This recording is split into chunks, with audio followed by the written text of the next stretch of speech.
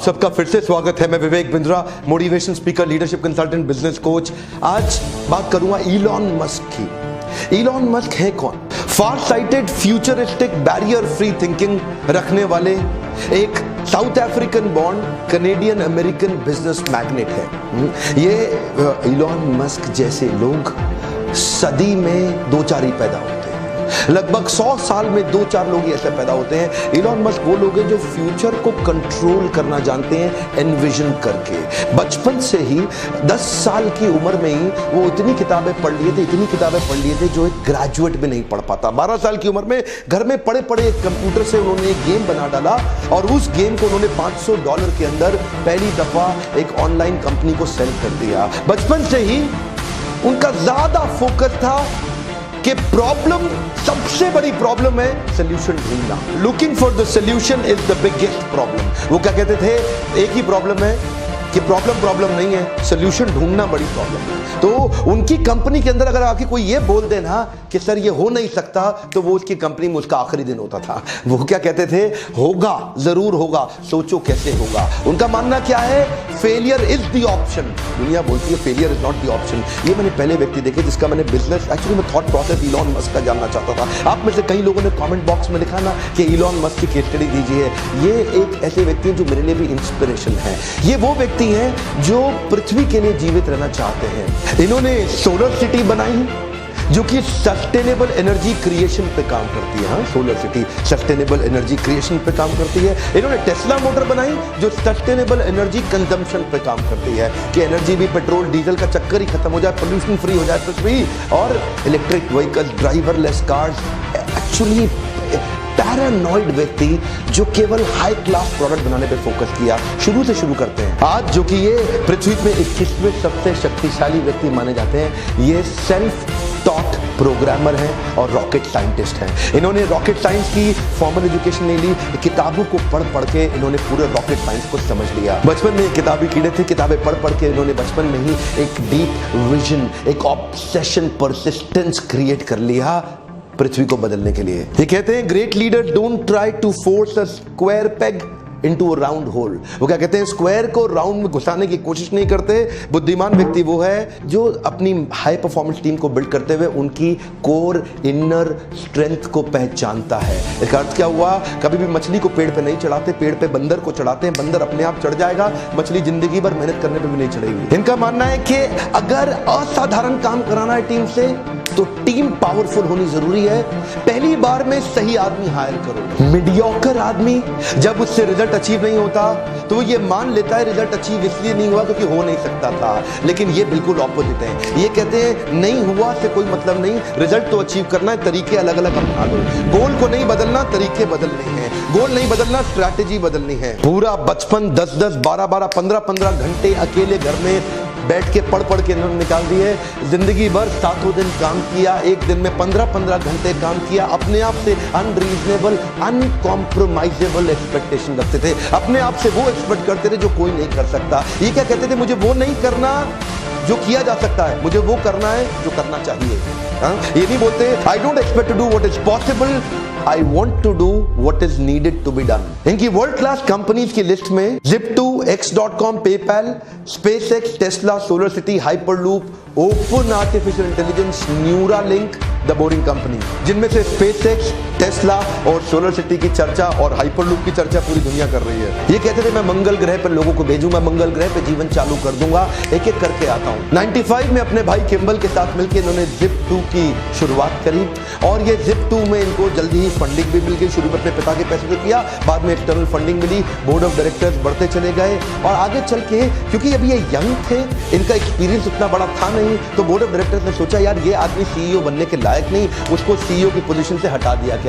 Anyways बाद में tech bubble, आपको पता है सन 2000 से पहले 99 में ये फटने की कगार पे था, तो सारे बोर्ड ऑफ डायरेक्टर्स ने मिलकर सोचा इस कंपनी को बेच देते हैं। कॉम्पैक्ट को वो कंपनी बेच दी गई, जहां से जो पैसा मिला उसमें इनका 60% इक्विटी था, जिसमें इनको $22 मिलियन तुरंत मिला। और वो $22 मिलियन ये घर में रख करके रईस आदमी की तरह घूम सकते थे, छोटे थे, यंग थे, लेकिन वो पूरे $22 मिलियन एक एक करके इन्होंने आगे इन्वेस्टमेंट शुरू कर दी और तुरंत चालू करी X.com। ये एक ऑनलाइन ट्रांजैक्शन की ऑनलाइन बैंकिंग कंपनी थी, अपने आप में पहली ऐसी कंपनी दुनिया भर में। आगे चल के कन्फिनिटी नाम की एक कंपनी के साथ इसका क्लैश हुआ, लेकिन उसी समय दोनों कंपनी मर्ज हो गई और उसका नाम पड़ गया पेपैल। क्या आप जानते हैं पेपैल? दुनिया भर में आज पेपैल फेमस है। उसको किसने स्टार्ट किया, उसको किसने बड़ा रूप दिया? वो इलॉन मस्क ही थे। उनका जो सीटीओ था ना, चीफ टेक्निकल ऑफिसर, उसके साथ इनकी बहसबाजी हो गई। ये सीईओ थे, वो सीटीओ थे, और बहस ऐसा हुआ कि वो सोच रहे थे कि लाइनेक्स पे रखें इसको कि विंडोज पे लेके जाएं, और उस बहस के चक्कर में सीटीओ ने बाकी बोर्ड को अपने साथ लिया। ये भाई साहब की नई शादी हुई थी इलॉन मस्क की, ये गए हुए थे हनीमून पे, पीछे से उन्होंने इसको बाहर निकाल दिया और सीईओ की पोजीशन से बाहर कर दिया। बहरहाल उस कंपनी से भी बाहर हुए ये, लेकिन तब बाहर होते वक्त इनका शेयर बहुत बड़ा हो चुका था। $165 मिलियन लेके बाहर निकले तो रुके नहीं। अब क्या सोचे? मुझे लगता है कि मंगल ग्रह पे जीवन होना चाहिए। ये सोचे मंगल ग्रह पे पेड़ पौधे उगाऊंगा, उसके बाद लोगों को बसाऊंगा, पूरा जीवन बसाऊंगा। ये रशिया गए, रशिया जाके उन्होंने बोला कि कुछ ऐसे रॉकेट का अरेंजमेंट किया जाए कि जिससे मैं मंगल ग्रह जा सकूं। उन्होंने इनको प्रपोजल दिया कि $8 मिलियन लगेगा। अब ये सोचने लगे, यार $8 मिलियन तो बहुत ज्यादा है। ये रशिया में काफी नेगोशिएट करने की कोशिश जब की तो उनके प्रोजेक्ट को रिजेक्ट कर दिया गया। ये वापस आ गए, वापस आके सोचे क्यों ना मैं ये कंपनी खुद ही बना लूं, तो पढ़ने लग गए। अपने आप पढ़ पढ़ के इन्होंने अपने आप उसी समय स्पेसएक्स कंपनी फाउंड करी। जिस प्रकार हेनरी फोर्ड ने commercially viable automobile industry create करी, उससे पहले गाड़ियां बड़ी महंगी बनती थी। हेनरी फोर्ड ने उसको कमर्शियली वायबल बनाने के लिए बड़ा एक असेंबली लाइन बना दिया। बोले जैसे हेनरी फोर्ड ने उसको कमर्शियली वायबल किया, तो मैं स्पेस ट्रैवल को कमर्शियली वायबल क्यों नहीं कर सकता? $8 मिलियन तो बहुत ज्यादा है एक रॉकेट का। तो ये सोचने लगे कुछ ऐसा किया जाए कि रीयूजेबल रॉकेट तैयार किए जाए।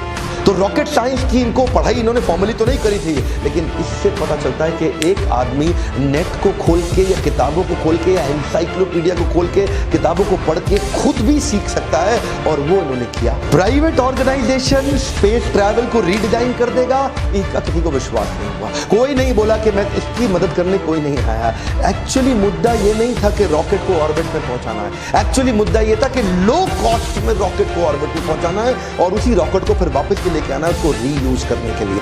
और वहीं जब इन्होंने पहला लॉन्च किया, इनके इंजन में आग लग गई, और वो अर्ली आग लगी, वहां से इनको बहुत बड़ा नुकसान हुआ। अच्छा, दूसरी बार फिर ट्राई किया, दूसरी बार इनका जो रॉकेट था वो स्पेस में गया, लेकिन ऑर्बिट में नहीं पहुंचा, फिर ऑफ रूट हो गया, और तीसरी बार स्पेस में जाते ही ऑफ रूट हो गया। 3 बार में इनका इतना नुकसान हुआ, जितना भी पैसा इनको मिला था पीछे जो इनको मिला था ना, पेपैल से जब पैसा आया था, इनको बाहर निकाला गया था, तो वो सारा पैसा इन्होंने डाल दिया, लेकिन तीनों बार में पैसा खत्म हो गया। फंडिंग एजेंसी से खत्म हो गया, नासा से कॉन्ट्रैक्ट मिला, वो पैसा भी गया। अब इन्वेस्टर बोले अब कुछ नहीं बचा, अब तो कंपनी खत्म। लेकिन ये बोले एक ट्राई और करूंगा, एक ट्राई और करूंगा। क्या क्रेजी आदमी थे। He made a crazy announcement कि चौथा लॉन्च थोड़े ही महीनों में करने वाला हूं।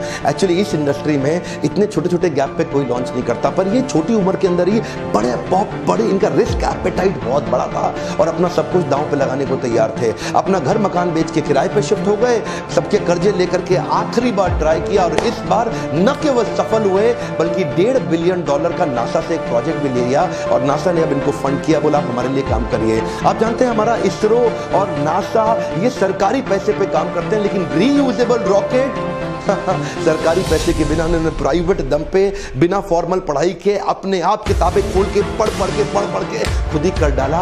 ऐसा पैरानॉइड विजन अपने प्रोडक्ट और अपने क्राफ्ट को अचीव करने के पीछे ऑब्सेशन। देखिए, यही मैं आज अपने देश में देना चाहता हूं मैसेज। हमारे देश में भी ऐसे कई लोग खड़े होंगे जो इन वीडियोस को देख रहे हैं। आज ये नासा स्पेस एजेंसी के इक्विपमेंट, कार्गो और सैटेलाइट ऑर्बिट तक पहुंचाते हैं और रीयूजेबल प्रोजेक्ट बना दिया। अभी इसके साथ साथ इन्होंने अभी चल ही रहा था, ये टेस्ला मोटर में भी पैसा डाल दिया। ये टेस्ला मोटर में पैसा इन्वेस्ट किए, उनकी कंपनी में घुस गए और पूरी तरह इन्वॉल्व हो गए। जल्दी ही इनको कंपनी का सीईओ भी घोषित कर दिया गया, और इन्होंने टेस्ला को लेकर के इलेक्ट्रिक व्हीकल बनाने के विजन को तैयार किया। जो पहली गाड़ी बनी वो अपनी कॉस्ट से डबल कॉस्ट पे चली गई। $1,09,000 की गाड़ी बनी। एक्चुअली ये सोच रहे थे शुरू में कि $50,000 में बन जाएगी, लेकिन जब बनाने लगे तो उसकी कॉस्ट डबल हो गई। गाड़ी बिकी नहीं, बिकने में बहुत दिक्कत आई। दूसरी बार कॉस्ट थोड़ी कम हुई, लेकिन तीसरे अटेम्प्ट में एक्चुअल रीजनेबल कॉस्ट आ गई, जिससे इनकी बिक्री बहुत तेज हुई। यानी कि स्पेसएक्स में कई फेलियर आए, उससे पहले x.com में पेपैल के टाइम पे पहले भी इनको निकाल दिया गया।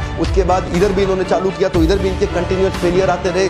वो जो टेस्ला थी ये जिधर गए ये क्या बोलते हैं, failure is an option. Come on, क्या फेलियर इज एन ऑप्शन, लेकिन you got to bounce back. Come on, you got to bounce back. याद रखिए, इलॉन मस्क अपने आप में केस स्टडी है, art of failing successfully. Come on, क्या art of failing successfully. आज $20 बिलियन से ज्यादा की नेटवर्थ, दुनिया के 50 सबसे पैसे वाले अरबपतियों में इनका नाम आता है। दुनिया भर में इनका इन्फ्लुएंस इतना बड़ा हो गया, भारत भी आ रहे हैं इलेक्ट्रिक गाड़ियों को लेकर के, उसकी तैयारी हो रही है। हमारे प्रधानमंत्री से इनकी मुलाकात भी हुई, और आप तो जानते भी हैं आज हमारे देश में पेट्रोल डीजल गाड़ियां हटाने की पूरी तैयारी की जा रही है, इलेक्ट्रिक व्हीकल्स लाने के लिए ड्राइवरलेस पावरफुल गाड़ियां बना रहे हैं आज इलॉन मस्क, दुनिया भर में छा गए हैं। Futuristic, future oriented, barrier free thinking, ये जो ढक्कन लगा ना बैरियर, वही सबकी समस्या।